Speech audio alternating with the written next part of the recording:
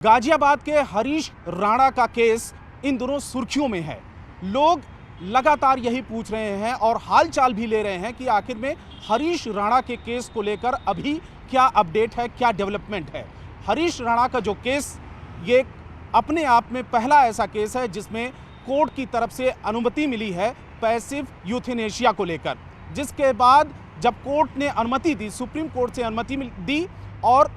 हरीश राणा के परिवार ने ही अर्जी लगाई थी सुप्रीम कोर्ट में, क्योंकि 13 साल से हरीश राणा वेजिटेटिव स्टेट में थे, यानी कि वो दूसरे के सहारे ही उनकी ज़िंदगी चल रही है और बेड पर ही पिछले कई सालों से, कई वर्षों से इसी तरीके से उनका जीवन व्यतीत हो रहा है। अलग अलग मेडिकल सपोर्ट उनको दिया जा रहा है और लेकिन अब उनको शनिवार को देर शाम को जब एम्स में एडमिट कराया गया, उसके बाद एम्स की तरफ से जो एम्स का प्रोटोकॉल होता है उसमें 5 डॉक्टरों की टीम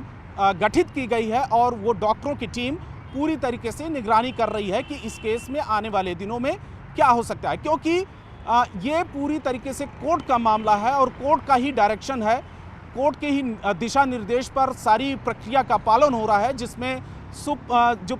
सुप्रीम कोर्ट को एम्स को एक रिपोर्ट भी देनी है इस पूरे मामले को लेकर कि आखिर में एम्स ने क्या प्रक्रिया का पालन किया। यही वजह है कि इस पूरे मामले में जो खबरें हैं वो बहुत ही छन की आ रही हैं। जो इलाज करने वाले डॉक्टर हैं, जो निगरानी करने वाले डॉक्टर हैं, वो इस मामले में बोलने से बच भी रहे हैं क्योंकि मामला पूरी तरीके से कोर्ट का है। लेकिन जो खबरें छनकर आई हैं एम्स से और सूत्रों से, उसके मुताबिक 5 डॉक्टरों की टीम गठित की गई है एम्स की, और जिनमें कौन कौन से डॉक्टर यानी कि कौन कौन से डिपार्टमेंट हैं वो मैं आपको बता दूं कि कौन कौन से डिपार्टमेंट के डॉक्टरों की टीम इसमें गठित की गई है। तो सबसे पहले इस पूरे मामले में पैलिएटिव केयर, न्यूरोलॉजी, एनेस्थीसिया और अन्य डॉक्टरों की जो टीम है वो गठित की गई है और वहाँ पर इन डॉक्टरों की निगरानी में पूरी की पूरी प्रक्रिया चल रही है। लेकिन बहुत सारी जगहों पर इस बात को लेकर भी खबरें आ रही हैं कि 2 दिन में या 1 दिन में जीवन लीला समाप्त कर दी जाएगी, लेकिन ऐसा नहीं है। जो सूत्र हमारे बता रहे हैं उसको लेकर अभी इसमें प्रक्रिया, लंबी प्रक्रिया हो सकता है कि 15 दिन लगे, हो सकता है कि महीना भर लगे और हो सकता है कि 2 महीना तक लगे, क्योंकि एम्स के जो पूर्व डायरेक्टर हैं डॉक्टर MC मिश्रा, उनसे जब मेरी बात हुई कैमरे पर तो उनका कहना है कि इस तरह का जो केस होता है, हालांकि एक्टिव यूथेनेशिया का जो केस है उसमें किसी भी तरीके की भारत में अनुमति नहीं है। कुछ देशों में उसको लेकर अनुमति है लेकिन भारत में नहीं है। लेकिन पैसिव यूथेनेशिया को लेकर डॉक्टर की जो टीम है वो प्रोटोकॉल का पालन करेगी और ऐसा होता है क्योंकि मुंबई की एक नर्स का मामला कई साल पहले आया था जिसमें 42 साल तक यानी कि 4 दशक से ज़्यादा वो उनका इलाज होता रहा और उसके बाद 4 दशक के बाद न्यूमोनिया से उनकी मृत्यु हुई थी। लेकिन ये केस बिल्कुल अलग है जिसमें सुप्रीम कोर्ट से अनुमति मिली है। परिवार भी चाहता है इस पूरे मामले में कि 13 साल से जो नवयुवक जिसको चोट लगी थी जब चंडीगढ़ में PG में 4थी मंजिल से गिरने की वजह से उसको चोट लगी थी और उसके बाद से ही ऐसी स्थिति में वो जीवन बिता रहे हैं जिसमें पूरा का पूरा परिवार शामिल है।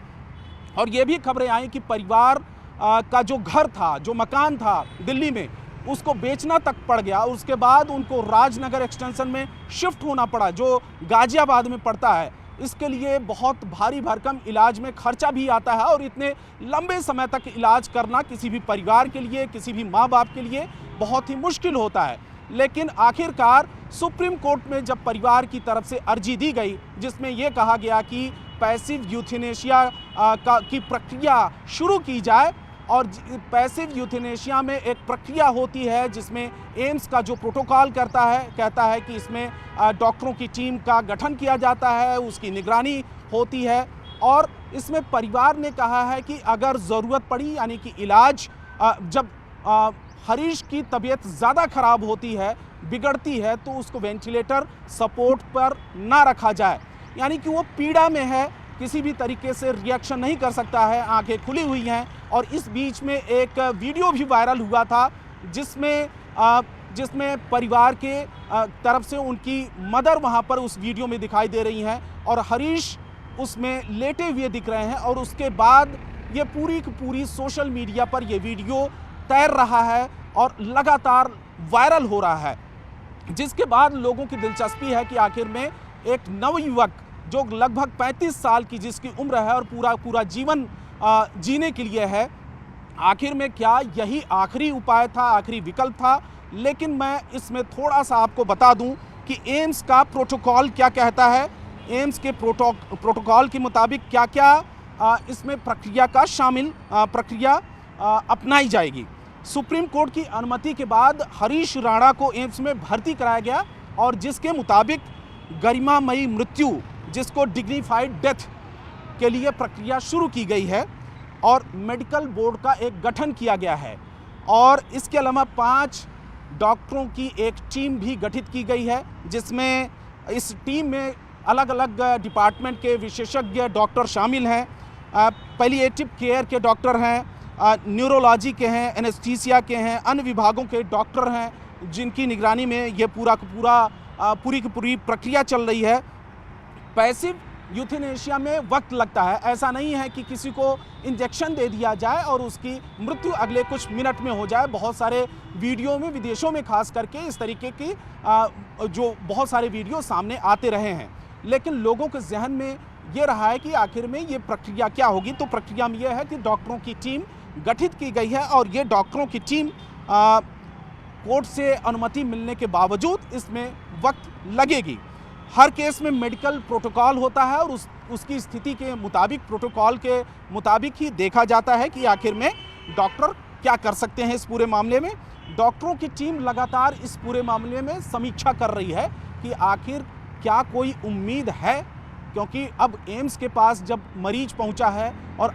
कोर्ट इसमें पूरा का पूरा इन्वॉल्व है और पूरा 13 साल तक पूरी ये परिस्थिति झेलने के बाद परिवार के पास कोई विकल्प नहीं था। जब वो कोर्ट में पहुंचा और उसने कहा कि पैसिव यूथेनेशिया की प्रक्रिया शुरू की जाए, तो अब इसमें डॉक्टरों की टीम ये देख रही है कि इसमें क्या हो सकता है। एम्स का जो सामान्य प्रोटोकॉल है, इसमें हर गंभीर मरीज के लिए डॉक्टरों की टीम बनाई जाती है, ऐसा प्रोटोकॉल है। मल्टीपल बीमारियों वाले मरीजों में यह टीम और अहम हो जाती है, क्योंकि हरीश का जो केस है वो मल्टीपल बीमारी का केस है और इसी श्रेणी में ये केस भी आता है। फिलहाल हरीश को किसी वेंटिलेटर या लाइफ सपोर्ट सिस्टम पर नहीं रखा गया है, ये क्लियर करना बहुत ज़रूरी है। केवल नॉर्मल न्यूट्रिशन सपोर्ट पर रखा गया है, जिससे कि उनकी सांसें चलती रहें, उनका जीवन चलता रहे। भविष्य में अगर हालात बिगड़ते हैं, उनकी स्थिति बिगड़ती है, उस दिशा में, उस सूरत में क्या होगा, ये मैं आपको बता दूं कि वेंटिलेटर सपोर्ट पर नहीं रखा जाएगा। ये परिवार की सहमति है इस पूरे मामले में। शरीर में जो उपकरण लगे हैं उसके मुताबिक ट्रेकियोस्टोमी ट्यूब लगा है, मूत्र कैथेटर लगा है, पीजी जो फीडिंग ट्यूब लगा है और ब्रेन स्टेम काम कर रहा है इस पूरे मामले में, यानी कि स्वाभाविक तरीके से सांस ले रहे हैं। और हाल फिलहाल की उनको जो समस्याएं हुई थी, तमाम जो दिक्कतें हुई थी, उसके मुताबिक कफ की शिकायत हुई थी, बेड शोर यानी कि बिस्तर पर घाव बन जाता है जब कोई भी मरीज एक करवट में, एक स्थिति में, एक पोजीशन पे बहुत लंबे समय तक लेटा रहता है, तो उसको बेड शोर भी हो सकता है, उसको चोट लग सकती है शरीर के अलग अलग हिस्से में। सिर में चोट आई थी, दौरे भी हुए थे, न्यूमोनिया भी हुआ था, ये तमाम हाल फिलहाल में दिक्कतें हुई थी। लेकिन मैं आपको इस पूरे मामले में बता दूं कि ये जो प्रक्रिया है वो लंबे समय तक चलने वाली है। जैसा कि एम्स के पूर्व निदेशक, पूर्व डायरेक्टर डॉक्टर MC मिश्रा, जो अनुभवी डॉक्टर हैं, उनका ये कहना है कि ऐसा जब केस आता है तो एम्स का प्रोटोकॉल होता है, उसको फॉलो किया जाता है, उसका पालन किया जाता है। लेकिन इसमें 15 दिन भी लग सकते हैं, इसमें महीना भर भी लग सकता है, इसमें 2 महीना भी लग सकता है, क्योंकि डॉक्टर जानबूझकर किसी की भी ज़िंदगी नहीं ले सकते और ना लेना भी नहीं चाहिए। तो आखिरी एक कोशिश भी इसमें की जाएगी कि आखिर में क्या इसमें हो सकता है। हालांकि पूरा का पूरा रिपोर्ट सुप्रीम कोर्ट को भी देना है, सुप्रीम कोर्ट से अनुमति के बाद ही ये पूरी की पूरी प्रक्रिया है। यानी कि बेस्ट अस्पताल में हरीश राणा इस समय एडमिट हैं, शिफ्ट हैं, अलग अलग डॉक्टरों की टीम वहाँ पर देख रही है। लगातार उनका परिवार डॉक्टरों से संपर्क में है और लगातार सोशल मीडिया पर उनके हालचाल को लेकर, उनके ठीक होने को लेकर और एक आखिरी उम्मीद को लेकर दुआएं भी की जा रही है कि हरीश राणा किसी भी तरीके से, क्या इनका इलाज बाहर नहीं हो सकता यानी कि विदेश में नहीं हो सकता, लेकिन इस बीच में स्थिति साफ कर दूं कि एम्स यानी कि जो बेस्ट अस्पताल है देश का माना जाता है, सरकारी अस्पताल दिल्ली का, जहां पर उनको शिफ्ट किया गया है और प्रोटोकॉल के ही मुताबिक सारी प्रक्रिया का पालन किया जाएगा।